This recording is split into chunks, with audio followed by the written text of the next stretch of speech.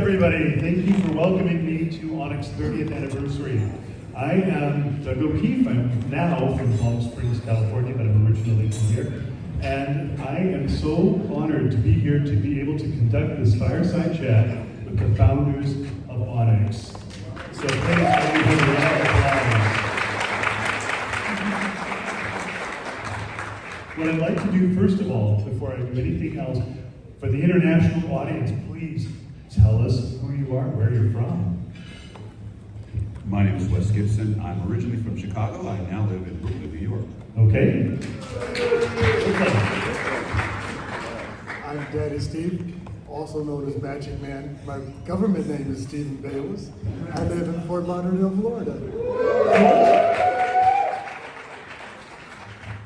And my name is Nate Green. I'm a native of Chicago, born and raised, North Side man. Cool. Good afternoon, I'm David McKee. I'm also originally a native of Chicago. I was born and raised here, live in Oakland, California now, and originally from the west side of Chicago. Okay. West side? And I'm Mufasa Ali, native of New Jersey, and residing here in Chicago. All right. Well, from all over the place, so this is the balance. I'm going to start off just sort of generally right now asking, how did this begin? Who wants to take that whole battle? Go for it. So each of us had our own vision and the way that this started, but I think it's safe to say that this was a conversation that Mufasa and I had at the whole manhole. Wow. We were both dancing at an underwear party. I think we both had on armbands. I remember Kevin was wearing a New York Yankees hat, so I always loved my New Yorker, so I went over and I'm like, you want to dance? So we enjoyed it that night, and then we started talking about the fact that we were, I think, the only two men of color in the bar at night. It would have been great to have a space that we could come together and support each other and enjoy our kinks and fetishes. So that's my memory of it. That was a good memory, and we then started going to dances, traveling to LLC, not LLC, but Mid-Atlantic Leather, MAL, and we traveled to other conferences. And we loved to dance, and so we went to the dances primarily. We met some folks from Icon, Detroit. Yeah. And we loved them, and they had a club in Detroit, and we started going to Detroit to hang out with them and go to their events, and came back and said, why not, we'll join a club in Chicago. We looked at all 15 clubs. They didn't look like us. They didn't dance.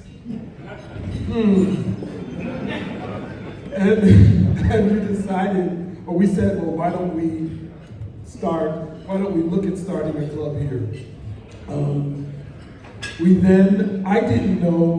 I knew Wes and invited him to come and talk, and David knew Nate and Steve and invited him, and we came to my house, sat down, and I pitched the idea. I'm a member of Alpha Phi Alpha, so I kind of had A5, and so I had an idea of brotherhood. I had an idea of brotherhood and what it may look like, and the ideal for me was a place for men of color to grow and to be together and to be a bridge into the leather community, the general leather community, because you guys were in the community but on the fringes of the community for years. But what does it look like for us to actually be integral in the leather community as men of color, and a place for us to grow and talk about the issues that were germane to us? Pitched it. They said yes. Let's do this. Thank you. But There's a but. But we also had the conversation of actually looking at a club that was exclusively for black men. And we were looking towards the future. We did not anticipate us getting to a 30-year anniversary. But I take my hat off to my Onyx brothers. And this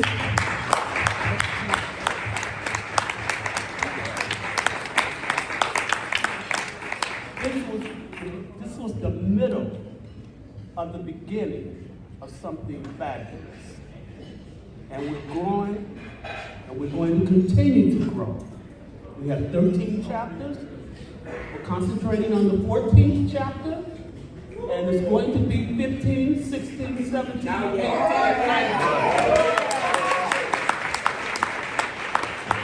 This is my vision, and this is my brother's visions as well. This is what I remember. I remember all the people who said it couldn't be done, that you will fail, you will not last. And my first commitment to this group was to make sure that they were wrong and to make everyone who said we couldn't do this a liar.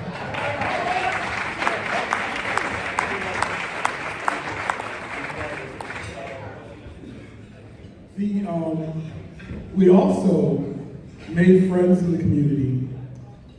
Thank you to Icon Detroit. Thank you to Trident City, who actually lent us their bylaws. I'm not quite sure any other club did that. No, David got them from Icon. And you know, we didn't have that search and replace where you can just put it in some site, whatever, and change it. So my brother typed it by hand, note by note, word for word. We made a few changes in terms of our structure, because we decided we were going to have us full brothers, full associates, remember? And we don't have full associates and associates, and we wanted to make sure that there was always a way for brothers outside of Chicago to be members who could wear the big patch. And because only associates could wear the little patch, and we had our full associates wearing the big patch, so when we were all together at things like IML or MAL, they were our full brothers too. And we always wanted to make sure that that's really when we started talking about how do we have other chapters. We envisioned that these full brothers, when we had 5 or 6 of them in one place, they too could become a chapter. And the clamoring started coming from those people in the Southeast. Oh my God. They started to grow. One of my sons was leading the charge there. One of my other sons was leading the charge there. He relocated from New York to Atlanta. And there was another son in New York who started the charge there. And Jamal and Doc. It just they were kind of gnawing at us to try to figure this thing out. And we struggled with that too, because we thought, well, what are we going to do, franchises? No, that won't work. And we looked at other leather clubs who had multiple, brotherhoods, the Command Group and a few other clubs had, multiple things. But we wanted to make sure that when we started new chapters, number one, they did not fail. Number two was we wanted the mission to be consistent. We didn't want them to turn into a softball league. And so we had to make sure that no matter where you went, if it was an Onyx organization, it was still the same organization. So before we get too far, because we're talking about the chapters, we want to go back on just 2 great historical aspects. Because when we came together, we realized, well, we need to have some type of name. Yes. Yeah, and so it sounds like it would have been easy, but I'm going to let Nate talk about that. Well, we had 2 names. The one that stands out to me is actually the name that we have now, and I employ Onyx. We wanted a name that would carry weight. We wanted a name that would carry power. We wanted a name that would carry structure. And that's what we have. And that's what we all voted on. And that's where we are today.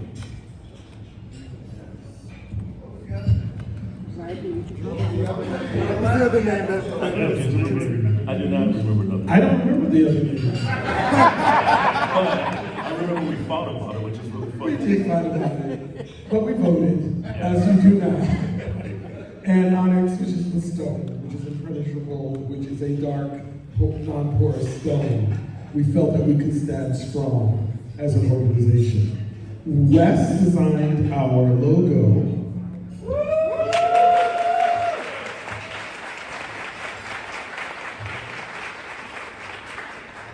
You remember how you came up with it? Well, you know, at the time I was in school for graphic design. I fancied myself a graphic designer, and this is by far the most substantial thing I ever created as a graphic designer. One of the things that we wanted to convey was being substantial and being significant and being the equal of anything else. And I did a bunch of different designs, and I was actually surprised that they chose this one because it was the simplest one of the ones I did. But I can see now that that simplicity is really what has made it so successful, and so, you know, such a sort of, as I can see here, a sought after symbol. So, you know, I really put my all into it. And sort of my entry point into Onyx and even into the leather community is a little different because I was in recovery. And Onyx gave me an opportunity to do something that didn't involve drinking. You know? It was really important. It changed the whole arc of my life. You know, I went from being a party boy, you know, to being someone who was part of a community. You know, it was really important. It was very sustaining for me. So that was my entry point. I just wanted to give a shout out to anybody who is in recovery. You know, hang in there. And the graphic, the design, the beveled edge, the metallic look, the substance of it was what I was trying to convey. And our colors honor the bylaws that we were given to borrow. Icon's colors are silver and black. Our colors are black and silver.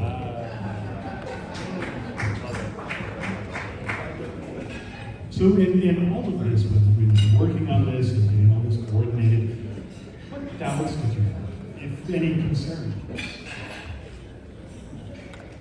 Fear of failure. Fear of failure. Fear that if we built it, they would not come. And, you know, I look around this room and my heart is just so full.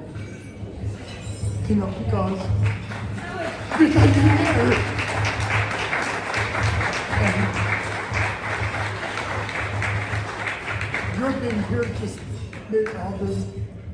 We had purpose, and it means something to see your legacy live like this. Wow. So thank you, each and every one of you. Thank you. And I didn't cry first. That's the first. I think that when I do interviews now about how we started and what fears we had or concerns, I tell them that we really didn't have, other than not having any money, Not a dime. not a dime. I tell them that we really kind of just went forward and built our own table. That we really didn't have, I mean, the fear of that they would not come, but we had each other. And I don't think anyone really stood in our way. If anything, if we stood in our own way of how we planned and how we did things and how we got to where we are. But we asked for certain things from people in community, and they said yes. We asked for the doors to Cell Block to be open to us for bar nights. They said yes. We served Sunday dinner. We had chocolate cupcakes. We danced on Sunday afternoon. We asked IML for a dance. David is like, I can get a DJ. Do you got a room for us? They said yes, and the dance is still going on. So I tell everybody, stop banging your head up against the wall of people who don't want you. And you're trying to pull up a chair to their table. Build your own table.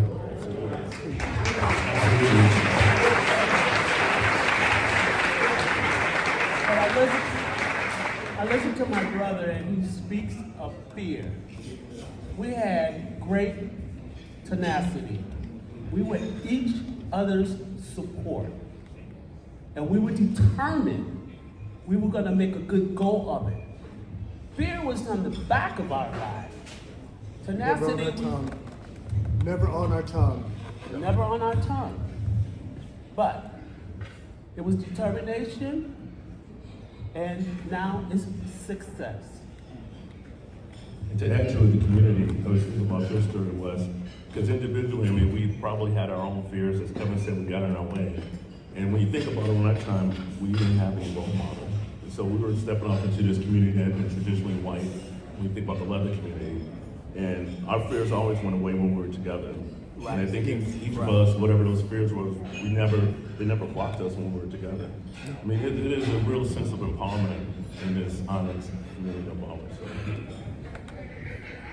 What do you feel was the greatest success of Onyx? You're looking at it.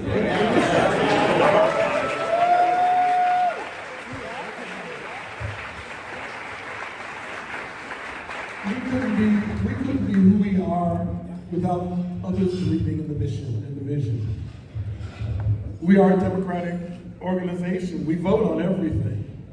And if it weren't for those that started the chapters and voted to move forward and do the things and do the community service and work in their own community, and that's what built the chapters. Because we were doing things in Chicago, and they started saying, well, we want to do the same thing in our communities because you guys are doing great work. We were the ones who started giving to the minority AIDS organizations. Because the general leather community was not supporting the minority AIDS organizations. They were supporting the general AIDS organizations, but no one was giving to the minority organizations. We started giving to foster care homes. We started giving to food pantries. Things that affect our people. That's what we're about. Things that affect us so that we can keep living. We can stay in community. We can do those things. We didn't ignore the leather community. Right. No, but we quit asking for permission. That's right. Right. That was the vision. We no longer needed permission from somebody else. Right. We figured out that we could do stuff under our own authority. And I can do this, we can do this because that's who we are. Because we are Onyx. And that's all the authority we need. All right. When you were getting everybody assembled, I can't help but ask, isn't there always a really good synthesis that gets a certain group of people together that gets things moving and going forward? How do you feel you achieve something like that among yourselves? Say that again. You know, like when you organize a group, it's generally, it comes to a certain synthesis where you've got the exact right people in the exact right situation and you're able to take it and go with it. How do you feel you achieve that among yourselves? Well, when I think back, because I was the first treasurer, I mean, as Kevin mentioned, at a certain point you realize if you have objectives and goals, you have to have some money. And so we realized we needed a structure, and in our early days of just hosting a beer bus so that we could get community to acknowledge us. I remember that. Yeah, we were always just trying to make sure after a beer bus we balanced and had at least zero. We sold chicken dinners. And not negative, so it was always, at a certain point you have to have some structure. We sold dinners at our beer bus. Because I remember being the first treasurer. Well, you're the first, and I And, was yeah, second. and he was the pledge master. But neither one of us were really comfortable and happy with our roles. And we had a conversation go, well, that's what I do, but I'm not enjoying this. and go, I would rather do what you do. And so we just talked amongst ourselves and we swapped roles. And And really, because we didn't have any pledges yet, and we Right. didn't have any money yet, Right. we had $2 on the back of an envelope. Right. And it's like, I'll give you this little ledger that's got $50 in it maybe, and I'll go find us a pledge, which was Bill. Tell us Then we got about some incoming dues. Tell us how that Yeah. Exactly. We put an ad. Finally, after a year, we said we would open ourselves for membership, general Right. membership. So the year was 1995. We opened for membership in January 1996. Exactly. What did you do back then but put an ad in the back of Gay Chicago magazine? That's all we had. And so we put an ad in Gay Chicago magazine looking for members. And someone wrote a letter to us requesting membership. That person was Bill. We said we would start meeting at Cell Block. And he came to the first meeting. I wasn't there. I was on the road. And you were there. Yeah. Bill walked into the bar that night and said, introduced himself, and he says, well, are you interested in that? He says, yes, I want to be a member. And he goes, well, let me tell you about the club. He said, just sign me up. He had no questions, no hesitations. I didn't have to answer any questions. I explained it. I go, but wait a minute, I'm the pledge master. I'm supposed to tell you about this. I'm supposed to talk you into this. He goes, I'm done. Sign me up. Where do I sign? It was an easy task, right? It was the easiest task I ever had. I went, well, this is going to be easy if everybody's like this. Exactly. But he was just so ready when he walked in the door. I think he paid his dues that night. Right. Yeah, he was ready. He was ready day one. We met the next meeting, February I was there. And we met, and he had started to date another board member.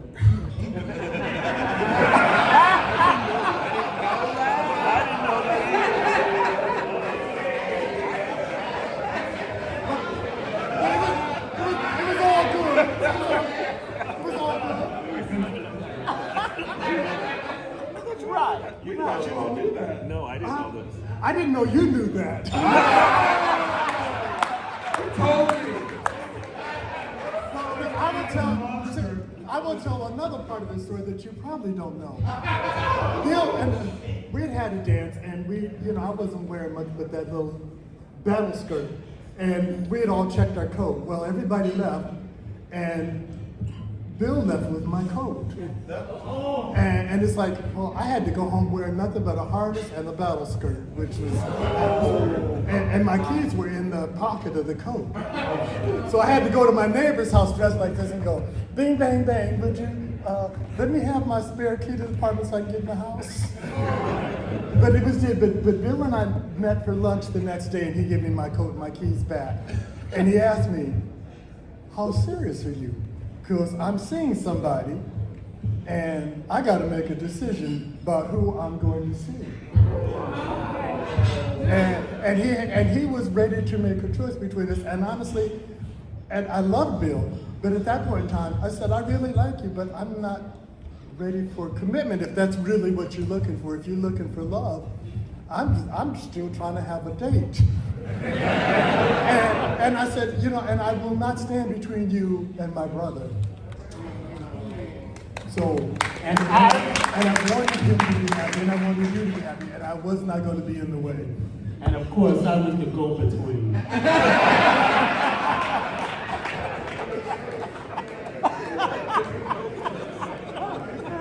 Well, who knew that we had that much going on amongst us? Because we were all trying to be discreet. You don't just tell Not everybody. your brothers, yeah. Not your brothers. So as things were coming together, as things were growing, people were moving in and out, honestly, what concerns or doubts did you have about the success of Onyx? I think think still going back to being taken seriously. That if this was our table, that we didn't need to ask for permission. But you know, the bars, the parties, everything we went to. I mean, the first part we had at IML, we weren't even sure people would show up.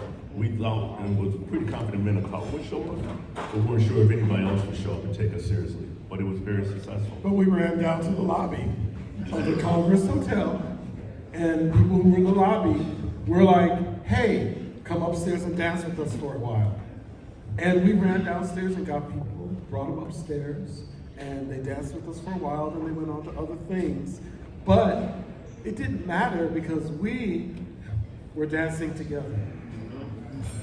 And thank you to David for coming up with the idea of the dance and House music all the time. House music all the time. This is Chicago, gotta be honest with you. And brought our first DJ in until that DJ blew up in Europe and tried to outrageously charge us when he came back.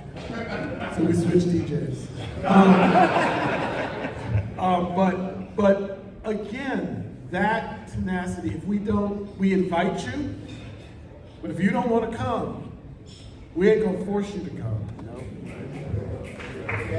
I remember ML and trying to have our brothers come together where we went down to the coffee shop and made these little handwritten Xerox invitations, and we're passing them out in the lobby. Every time we saw a person of color, no matter who they were with, we handed them an invitation and said, we just need to talk. Come up, we're gonna have a little powwow. And so all the people of color here at MAL, come up to our room. And we went down to the corner store and bought some beer and put it all in the tub with all the ice we could carry. And we had every member, what you gonna do? Go buy a 12-pack or 6-pack of beer and throw it in the tub. And we all did that, and we did that for years and years and years. And believe it or not, they came, and they came, and they came, and they're still coming.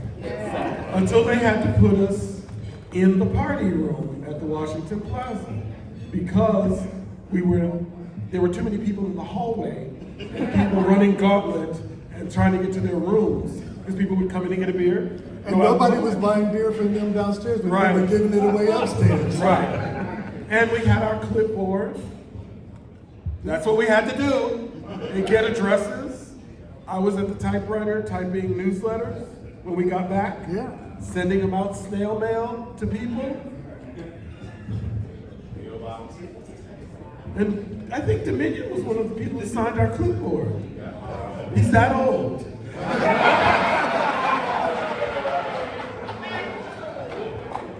But you know, we didn't have the internet that we have now. We couldn't just post it on the internet. Right.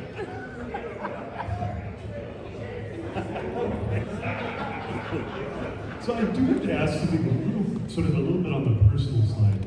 How has being a board member, a founding father of Onyx, benefited each of you?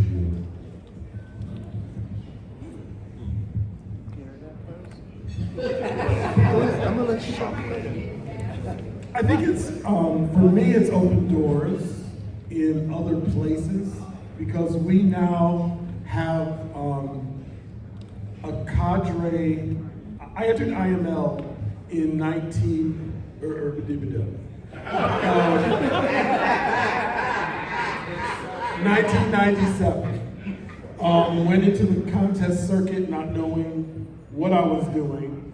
We had just opened the doors of Onyx.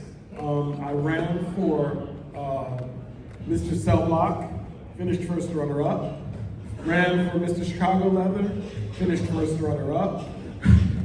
Asked the brothers would they sponsor me as Onyx Leather Man, and they said yes. So I was in the contest. Finished first in interview, coming out of the contest, and then ninth on stage. But I think the visibility, one of the first questions they asked me, and I don't know if I shared this with you, in the interview, was what is Onyx? What did you tell them? I said we are a club for men of color in the leather community, and we do great things in the community, and we want to bridge ourselves, men of color, and teach them about the community and bridge ourselves into the community. And luckily, Mr. Marcus was the head judge back then, and he wrote a column in San Francisco, in the Bay Area Reporter, I think it was, the leather column.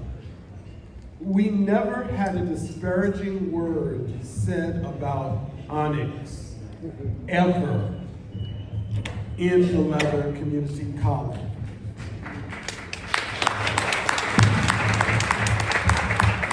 Mr. Marcus was of Latino descent, and those types of things opened doors, started opening doors. We started to be asked to come and talk about men of color in leather. We started to be asked to come and teach. We started to be asked, other people started to enter contests. We didn't have that before. No, it didn't. And so now I look at our cadre of teachers, of title holders, of people that are doing great things in community for themselves and in the name of Onyx. Yes. And in the name of people of color. And so I think our staying power is there, that we've rooted ourselves, that we are a source. Actually, we're one of the only sources as a community. So they look for Onyx, they know the name, although they think every person of color is a member of Onyx. So we do get that, but the notoriety, and every person of color is not. But our thing was that you never had to join us.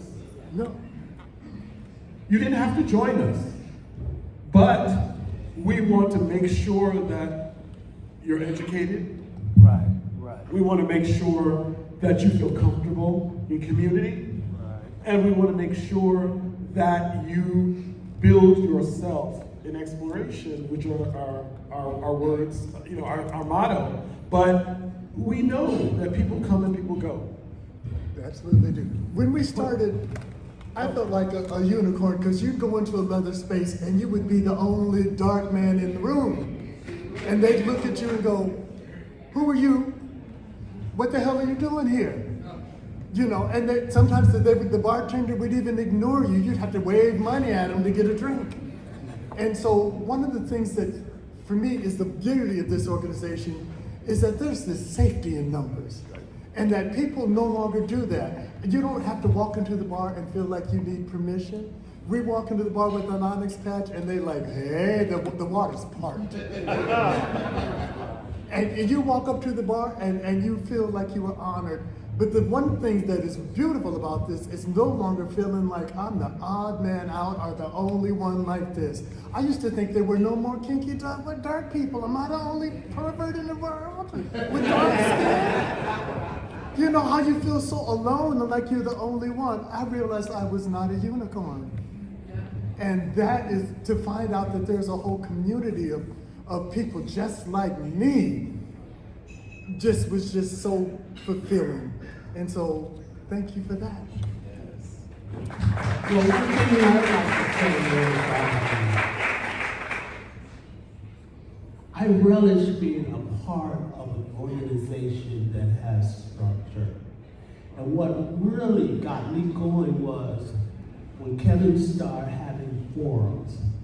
Forum was just a form of teaching other people as well as teaching us about who we were about. And that was a great thing for me.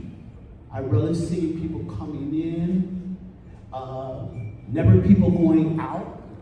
And so it was building and building, and I was saying to myself, my dream is coming true. This is our future. And this is where we're gonna go far. We were not into competition with anybody. We knew who we were. And that's where we are today. We are Onyx. I started the People of Color Caucus at IML the year after the dance. Why did I start that? I started it so we could find each other at IML. So that there was a place on Saturday that you could come to, learn, because we used to do a talk first, and then we used to do demos. Yes. Because people had not seen men of color play with other men of color.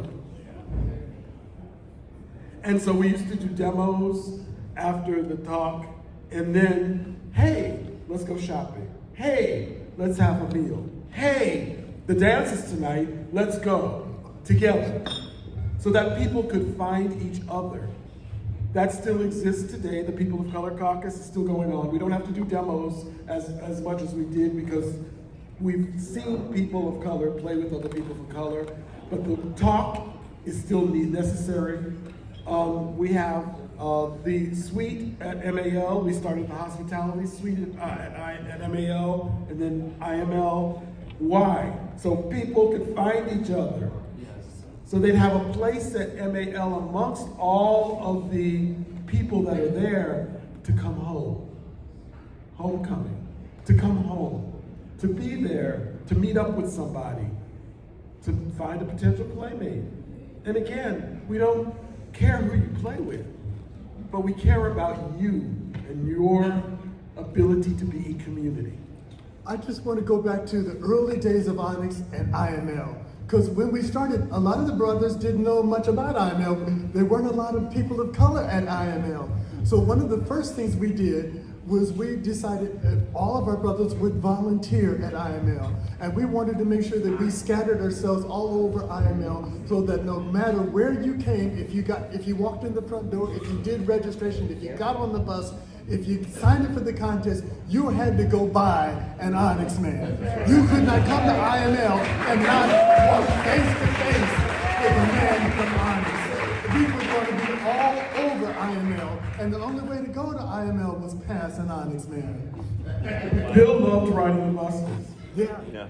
He was, when they had the shuttles going up north and everywhere, he was Mr. Hospitality. And he loved riding the buses. And so that, we've stepped into places. Yeah. Thanks to Mama Vi cajoling us, we were the first organization to give an organizational brick to the Leather Archives. Thank you, Mama Vi. We are the caretakers of the Joe Carter room at the Leather Archives and Museum. Our colors hang outside of the green room at the archives. So we are in community. We do and support the things that support us. And that's important for us to do. And we know that where we stand, we honor everyone that's in this room because you are a part of us in some way or another. Even if you're not a member, you're Onyx adjacent. You're family. We're running a little bit over time, but I've got two more questions I feel I need to ask these men. One of them is, what advice do you have for some of these people out in the hinterlands somewhere who want to become involved in the community? What can you say to them?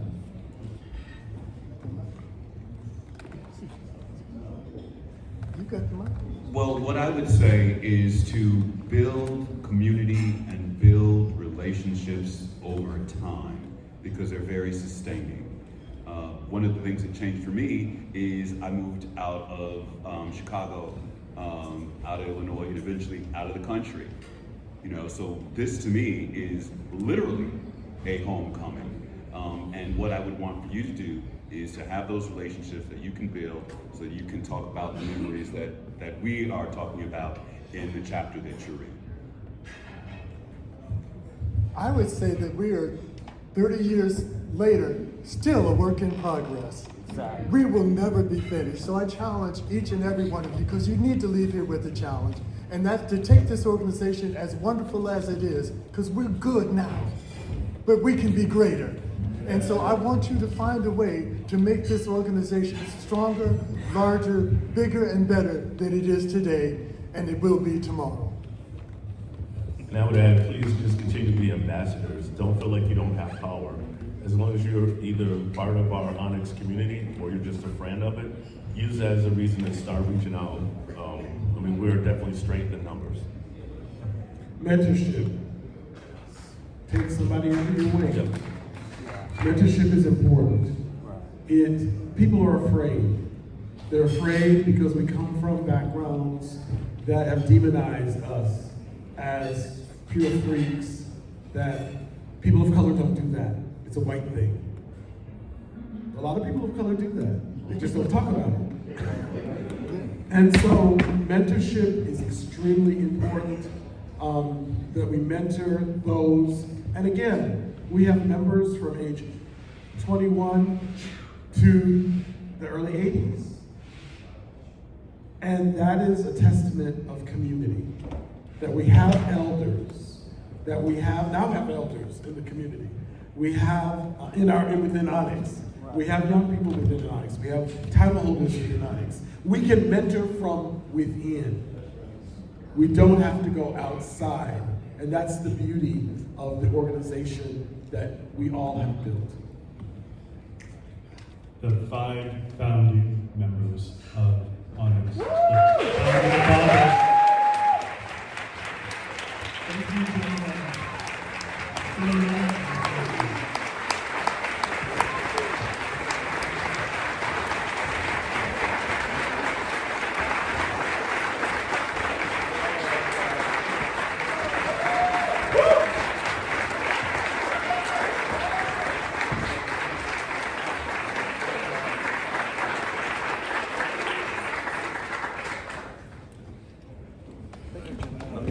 As we're gathering our thoughts,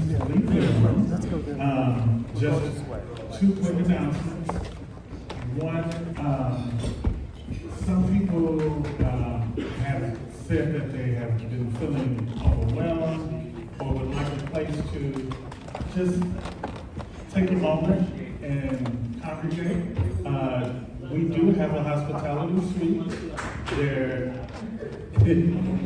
isn't alcohol in the suite, but it's room 231. Just make sure you send a message in either Telegram or on Facebook to make sure that the suite is open.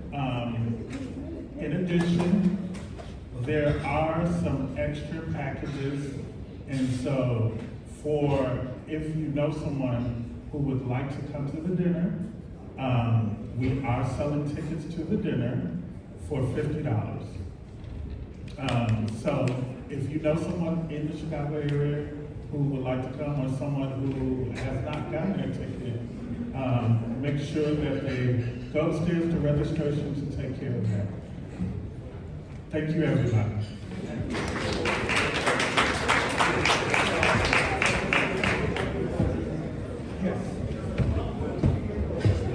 Also, we are running behind time. Thank you for viewing Inside Leather History, a fireside chat. If you enjoyed the program, please visit our chats on the YouTube channel. Like and subscribe to Inside Leather History, a fireside chat, for further stories from the leather community.